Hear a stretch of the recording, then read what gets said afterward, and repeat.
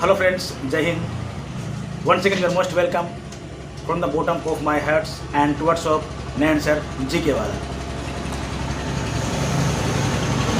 Once again I am going to present here for the sake of the reason is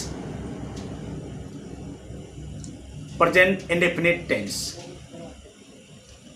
Yes friends, yes guys, today I am going to teach here present indefinite tense. As you know that what is present indefinite tense, you know properly friends what is present indefinite tense and what is the use of present indefinite tense in our life and our speaking skills and purpose of examination, whatever, blah blah blah, etc, etc.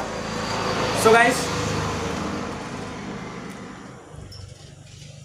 if you want to feel this video is good and you like this video mostly, so please guys, I will request to all of you that please subscribe this channel and share your friend properly. Well guys, without of spending your time, I am going to teach present indefinite tense. So guys, please keep regularly in this channel for bright your future communication skill and examination purpose. So guys, well, let us start. Okay, देखो यहाँ से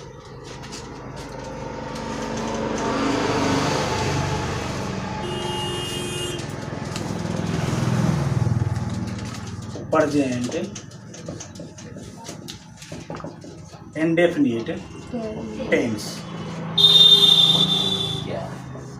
अभी हम लोग पढ़ेंगे present indefinite tense. थोड़ा सा बताइए इसके बारे में। तो इनका क्या होता है, पहचान क्या करना है। पहचान को अंग्रेजी में बोलते हैं रिकॉग्नाइज। रिकॉग्नाइज बोलो, इंट्रोडक्शन में परिचय, फेमिलियर का मतलब ये परिचय होता है। तो ये इसका पहचान क्या क्या चीज़ होगा प्रेजेंट इंडेफिनिट टेंस का, ठीक, अच्छी तरह समझेंगे। इसमें क्या होगा, अभी इसके पहले जो टेंस जो पढ़े उसमें था वो प्रेजेंट टेंस था, ठीक है। तो ये प्रेजेंट टेंस नहीं है बल्कि ये प्रेजेंट इंडेफिनिट टेंस है, उसका टाइप है, उसका प्रकार है। समझ में हाँ हूँ भी बोलिएगा, ठीक है, ऐसा नहीं है कि मतलब कि कुछ नहीं। तो ये प्रेजेंट इंडेफिनिट टेंस का पहचान क्या होगा, उसमें आपको क्या था कि उसमें मेन वर्ब नहीं था, वहाँ कोई काम नहीं था, समझ में ना।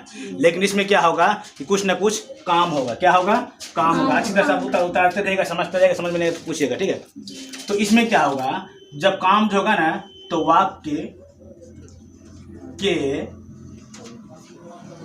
क्रिया, ये क्रिया में यही क्या है, इसी को बोलते हैं काम और इसी को बोलते हैं क्या, बोलो तो वर्ब बोलते हैं। इसमें मेन वर्ब आएगा। कौन सा वर्ब आएगा ये, हाँ, इस वाले वर्ब को बोलते हैं क्या, मेन वाला वर्ब। यहाँ तक आ रहा होता है, देखो ना यहाँ पे आया इस जगह ना, चलो ठीक है। तो ये एक क्या मेन वर्ब है, क्या ये, इसमें मेन वर्ब होगा। तो वाक्य के क्रिया वर्ब के है ना के अंत में क्या होगा, इसका अंत में क्या होगा, ता है। आपको पहले बताए थे कि प्रेजेंट टेंस रहेगा तो है, हूँ, है ना, है, हो, ये लगा हुआ रहेगा। तो इसके अंत में क्या होगा, ता है, फिर ती है, फिर ते हैं, उसके बाद ता हूँ, उसके बाद क्या बोले तो ती हूँ लगा होता है। तो हम लोग समझ सकते हैं ये कि प्रेजेंट इंडेफिनिट का टेंस है वो, इसीलिए कि इसमें जो भी काम होगा ना तो उस काम में होगा। जैसे यहाँ पर इजी आपको अच्छी तरह से समझ में आना चाहिए, समझने आते हैं। चिंटू नाश्ता करता है ना, चिंटू नाश्ता करता है। इससे पहले वहाँ ना कोई काम के बारे में चर्चा नहीं किया गया, तो जो प्रेजेंट टेंस जो पढ़ाया आप लोगों को, ठीक है। तो इसमें क्या होगा, चिंटू नाश्ता करता है, तो आप बताइए। तो देखिए ये एक टेंस का पहचान है पहचान। लास्ट पता लगा हुआ। लेकिन बात ये होता है कि जिस टेंस में उस टेंस का ना, जिस सेंटेंस में उस टेंस का पहचान लगा हुआ होता है, तो वो वाला ये वाला जो शब्द जो होगा यही क्या होगा आपका वर्ब। कैसा वर्ब होगा सर? ये होगा क्या वर्ब होगा, लेकिन कैसा होगा तो मेन वर्ब होगा। क्या होगा? मेन वर्ब होगा। तो मतलब कि आपको ये बताया गया था कि जहाँ पर भी मेन वर्ब होगा ना, अगर उसको तोड़िएगा, उसका मूल रूप में जब उसको निकालिएगा तो मूल रूप में नो में आकर ना लगा हुआ होगा। हाँ, मुंह में आकर मतलब कि नो में आकर ना लगा हुआ। जैसे आप देखिए यहाँ पर खाना, मरना, जीना, आना, जाना, सोना। सोना माने सोना पहनने वाला सोना नहीं, बल्कि सूखने वाला सोना। ठीक है, तो ये देखो, तो अब ये आना से बन जाता है क्या बोलो तो आता, बनेगा ना। जाना से बन जाए क्या बोलो तो जाता, खाना से बन जाए क्या बोलो तो खाता, मरना से मरता, जीना से जीता, सोना से सोता। क्यों? क्योंकि ये जो ये सब जो होता है ना, ये सब किसी न किसी सब्जेक्ट के द्वारा ही काम किया जाता है। समझ में आया ना? जब सब्जेक्ट के द्वारा जो काम किया जाएगा तो ये सब क्या कहलाएगा बोले तो मेन वर्ब। आशा करते हैं समझ में आपको आ गया होगा। ठीक है, तो ये चीज़ आपको समझ में आनी चाहिए कि ये क्या होगा, ये मेन वर्ब होगा, ये किसी न किसी सब्जेक्ट के द्वारा काम किया जाएगा। लेकिन मैं आपको एक जो सेंटेंस जो दिया हुआ, इस सेंटेंस में चिंटू क्या है जी? सब्जेक्ट ना है। देखो तो इन्हीं के द्वारा ना नाश्ता करने का काम किया जा रहा है। समझ में आया ना? हाँ, मतलब कि ये टेंस के अनुसार से ही, मतलब इसका मूल रूप किसी भी मेन वर्ब होगा ना तो नो में आकर ना होगा। अब किसी का नाम छेदना है तो बात की बात है, अब लोटा का नाम बदना है तो बात की बात है, शहर का नाम पटना है तो बात की बात है। समझ में आया ना? पटना तो शहर, किसी चीज़ का अगर नाम हो गया तो वो आपका नाउन हो गया। समझ में ना? आपका क्या बोले सर पटना, वो तो ना पटना, समझा? ये पटना है ना, ये क्या बोलते, एक शहर का क्या बोले तो नाम है। तो आपका जब नाम हो गया तो सर ये क्या हो गया बोले तो ये नाउन हो गया, ये वर्ब नहीं हो सकता है। समझ में आया? कोई दिक्कत? इतना अच्छा से तो समझ में तो आना ही चाहिए, नहीं है तो दिक्कतें है। समझ में ना? अब इनको क्या करते हैं, बनाने के जा रहे हैं। बनता कैसे है, नियम होगा इसका। क्योंकि ये वाला जो मतलब प्रेजेंट इंडेफिनिट का टेंस जो होता है, ये आपका परीक्षा में खूब पूछता है। समझा ना? बहुत ज़्यादा पूछता है, क्योंकि आपको इसमें जो होता है ना, आपको पहले पढ़ा दिया गया है कि हेल्पिंग वर्ब क्या क्या चीज़ होता है। देखिए तो ये आपका क्या है बोलते, एक हेल्पिंग वर्ब के बारे में आपको बताने जा रहे हैं। ठीक है, तो हेल्पिंग वर्ब क्या होगा, ये को ई जाएगा है ना, एम आर। ठीक है, उसके बाद was, were, has, have, had, did, do भी आता है, does, shall, will, used to, can, could,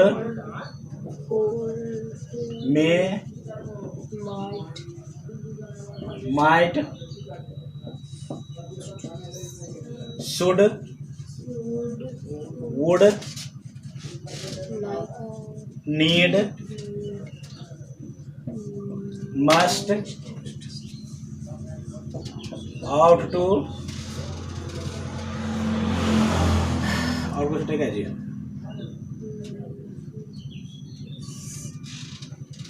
dare,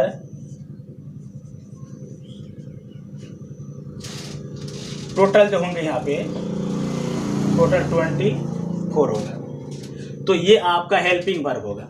क्या होगा? Helping verb. हाँ, ये हेल्पिंग वर्ब क्यों कहते हैं? क्योंकि सर ये ना सब्जेक्ट को मदद करता है। क्या करता है? ये सब्जेक्ट को मदद करता है उसको अर्थपूर्ण बनाने में। जैसे मैं खाता, मैं सोता, है ना, मैं आती, समझा, मैं खाया। अब उसमें लास्ट में कुछ लगा दो, है, हूँ, था, थे, कुछ तो लगाना पड़ेगा ना, तो आपका सेंटेंस क्या होगा? अर्थपूर्ण होगा। समझ में आया ना? तो ये सब चीज़ आता है। तो ये इसको हेल्पिंग वर्ब, सर ये हेल्प करता है। क्या करता है? ये हेल्प करता है किसको? सब्जेक्ट को पूरा करने में। अभी हम लोगों ने इन तीनों को पढ़ चुका है, पढ़ा ना? ईजेमार, प्रेजेंट टेंस से ईजेमार पूरा आएगा। उसके बाद अभी और भी बहुत सारी चीज़ आएगा, सब बारी बारी के एक करके हम लोग क्या करेंगे, पढ़ते चलेंगे, ठीक है। अब इनके अलावा, इन सब के अलावा जो भी आता है वो क्या कहलाता है, इनके अलावा जो भी आएगा वो क्या कहलाएगा, मेन वर्ब। समझ में आया ना। लेकिन हाँ, प्रेजेंट टेंस में क्या होता है, आपका मेन वर्ब नहीं आता है, समझे ना। तो ये काम कीजिए, आप लोग बताइए पहले, फिर बताते हैं।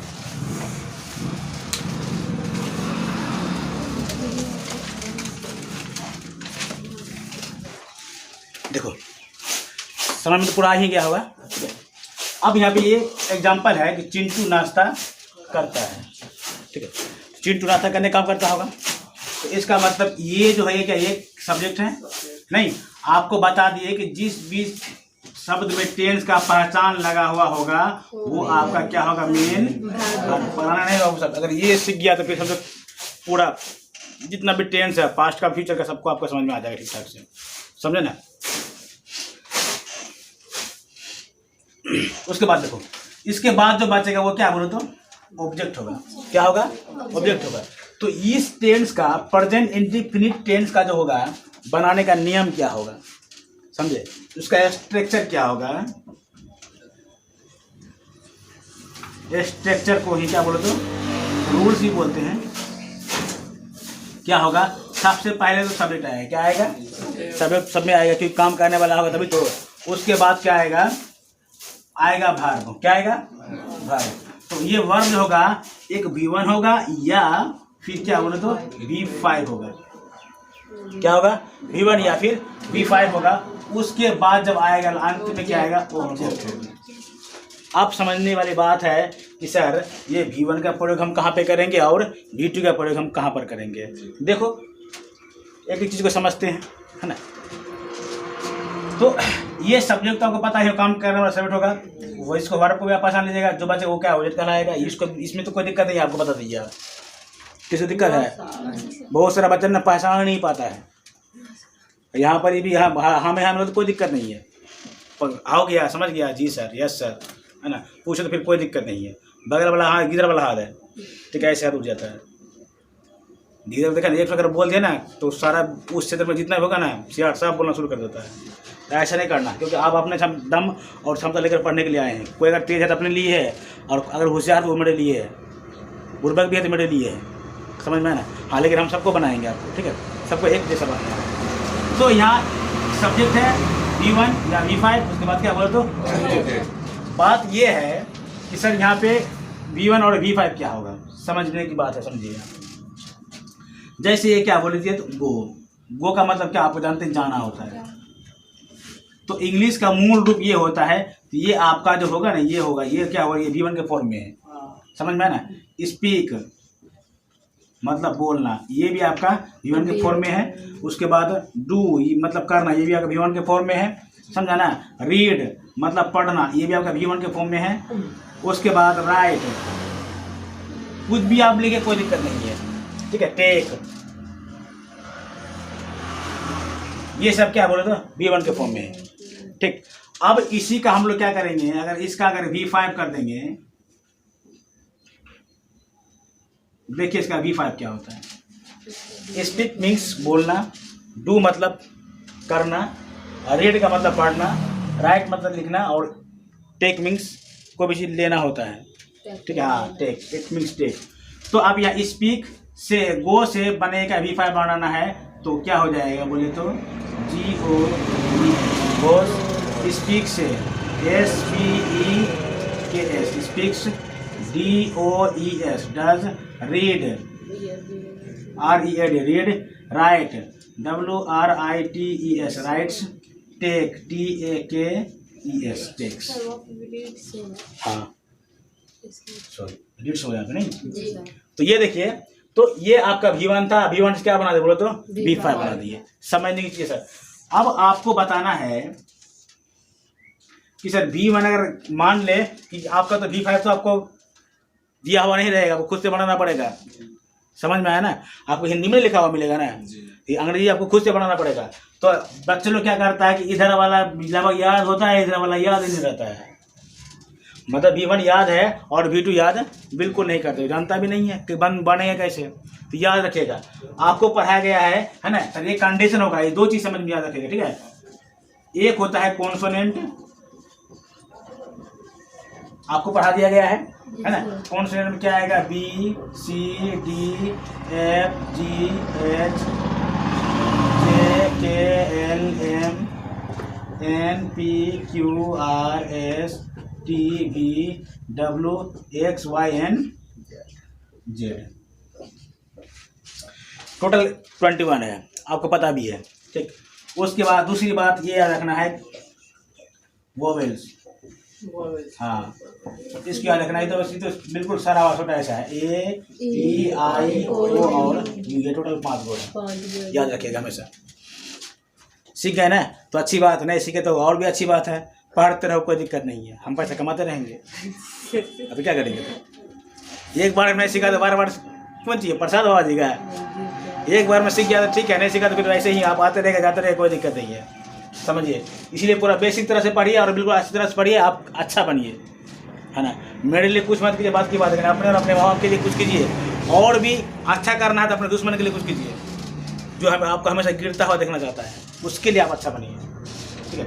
तो अब यहाँ पर देखिए कि जिस भी है ना कंडीशन है, जिस भी V1 का है ना, लिखा होते हैं आपको, लिख ही देते हैं। आप लोग तो पूरा भूलने की प्रवृत्ति इंसान ना है, हाँ भूलने की प्रवृत्ति है। जिस V1 का अंतिम लेटर, अंतिम वाला समझते हैं, लास्ट वाला, हाँ सबसे इधर वाला है, इधर वाला है, ठीक है। अंतिम अक्षर लेटर यदि कॉन्सोनेंट हो तो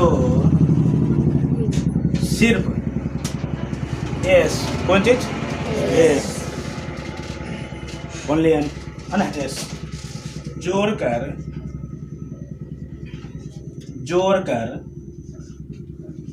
V5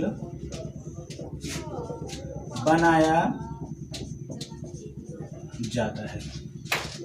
समझ में तो आ गया होगा।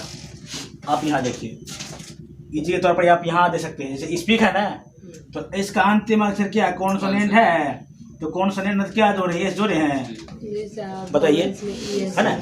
उसके बाद इसका अंतिम अक्षर क्या है सर, वोवेल्स है, तो इसको क्या एस जोड़े, देखिए तो जोड़ नहीं है। This is the rule of English grammar, English grammar का नियम है, ना तो मेरे बाप का ना आपका बाप का। English is the mother language of Britain, ये ब्रिटेन का भाषा है, समझा। और इंग्लिश जो होता है वो दो तरह का होता है, एक अमेरिकन इंग्लिश और ब्रिटिश इंग्लिश। इंडियन लोग लगभग अमेरिकन इंग्लिश बोलता है, समझ में है ना। हाँ, ब्रिटिश इंग्लिश थोड़ा अजीब जैसा होता है, how you and how are you, and how you and how are you, how you बोलेंगे तो ये होगा British, and how are you बोलेंगे तो ये अमेरिकन हो गया फिर आपका। I am going to Katihar या Patna, I am going to Patna, I'm gonna Patna, दोनों में फर्क है, आम गोना पटना, समझ में है ना। ये दो तरह इंग्लिश होता है। चलिए, तो जिस भी है ना, जिस V1 का अंतिम लेटर जो होगा, यदि है ना कॉन्सोनेंट हो तो सिर्फ एस जोड़कर V5 बनाया जाता है। समझ गए आप अच्छी तरह से। दूसरी बात, यहाँ लिखता था, देखिए आप तो आ जाएगा ना। अब कंडीशन नंबर 2 देख लीजिए आप, हटाइए इधर, यहाँ देखिए आप कंडीशन नंबर 2, जिस V1 का अंतिम लेटर, समझे, यदि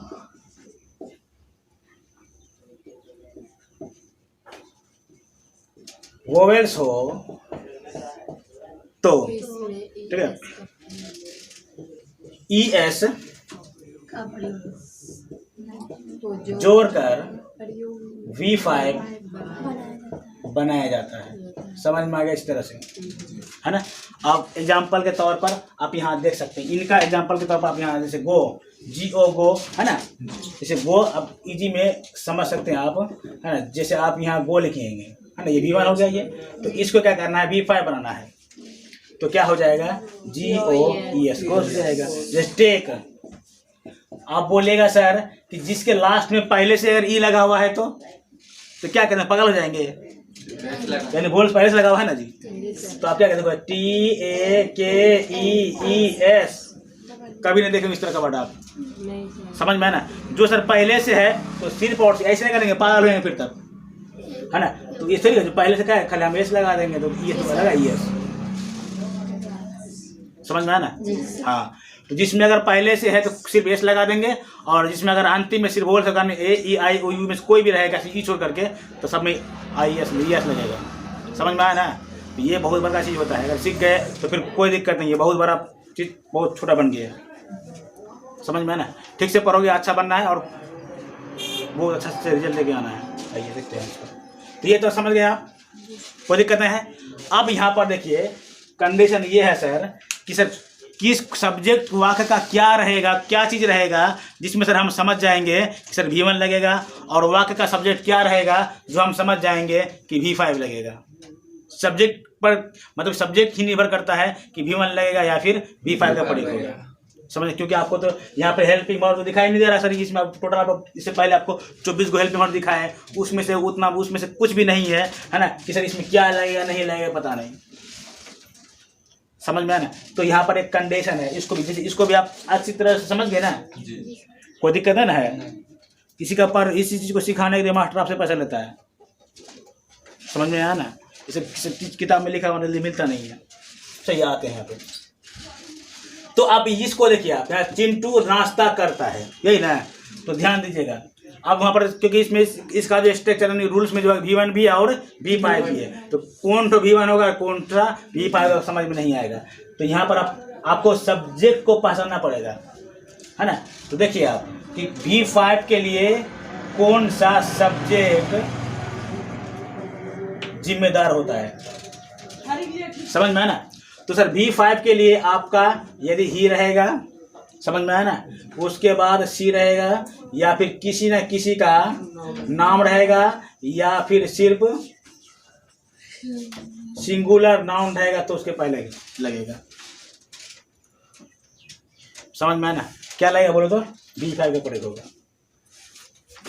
समझ में आया ना, कोई दिक्कत। चलिए उतारिए इसको, और आप भी उतारिए, ठीक है। यदि आपको समझने में कोई दिक्कत होगा तो आप कमेंट बॉक्स पर कमेंट कीजिएगा, व्हाट्सएप नंबर दिया हुआ है और व्हाट्सएप कीजिएगा, ठीक है। चलिए।